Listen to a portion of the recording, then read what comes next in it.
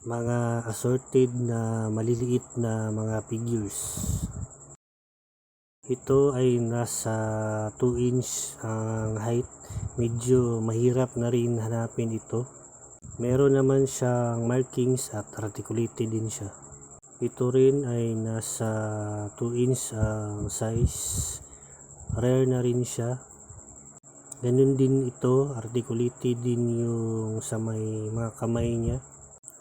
Nasa 2 inch din ang taas nito. Medyo may diferensya lang yung sa may ilong niya.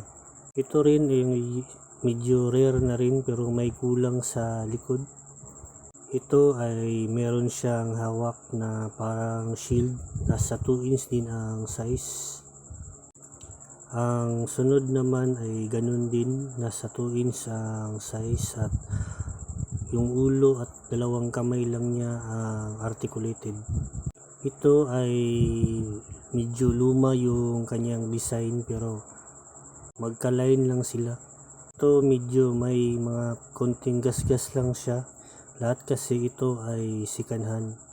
Ito ay nasa mga 3 inches ang taas at hindi siya articulated.